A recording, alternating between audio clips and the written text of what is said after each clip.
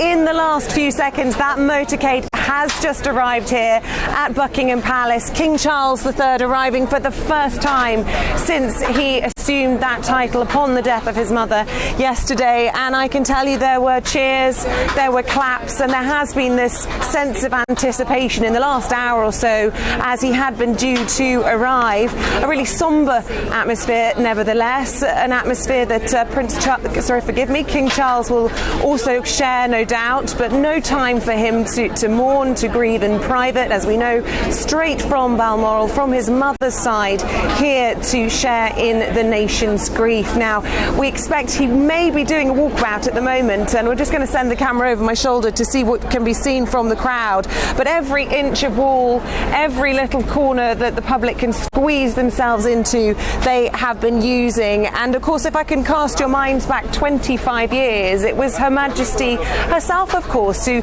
gave birth, if you like, to the idea of a walkabout. That was following the death of Princess Diana. There were calls for her to come and interact with her people, something she had never done before, something that's very hard to remember in this day and age that was the case. And it was so well received. It's become quite the tradition, and something that I'm sure we're going to see quite a lot of over the next few days as King Charles continues to visit. Between now, hear those cheers again. He must have just got out of the car and started to be greeting people, being offered flowers. I should say, when we arrived here this morning, people were arriving at the palace and putting flowers at the gates. That system has changed a little while after that. They'd set up a one-way system. People were able to pass flowers through the gates, but they're now being asked actively not to bring flowers here, and they're being sent to a separate location because simply it's just not practicable with all the people that are coming through here. But the crowds are enormous. We've seen all sorts of people coming from their lunch breaks from this busy part of St James's in London. We've seen mothers with children, with dummies. We've seen people in wheelchairs. We've even seen tour guides with people with flags and school children brought down here as well. There is a really mixed group of people, all here with a common purpose, and that really is to share in the grief, the sorrow, but also the celebration of a queen who served so dutifully for 7 decades. Well, we were talking about reflection of the death of Princess Diana, of course, with the enormous number of flowers and bouquets that were left. I think, as you were saying, they've now actually got areas both in St James's and Green Park where they're taking all these flowers and tributes to be laid out for people to see as well.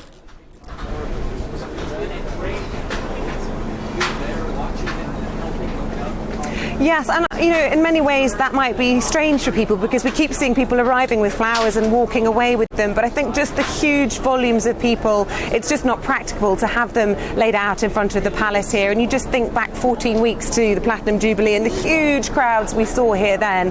They are expecting the Mall and all of this part of London to be incredibly busy, and they are also expecting the outpouring of grief to be huge. People feeling like they want to pay their respects in some way. But I mentioned the Platinum Jubilee.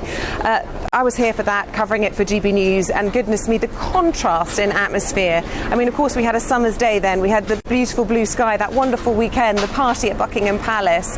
It was a celebration, wasn't it? And we had the tiny figure of Her Majesty the Queen on that now famous balcony, a tiny little dot. And we now understand that that was her last ever time. But just as I turned then, I noticed, and I should point out, the standard flag now flying at full mast. Okay, that is a change from before where we had the Union flag at half mast, in tradition, of course, on the passing of the late Queen. But our new king has arrived, King Charles III, and the standard flying in his honour.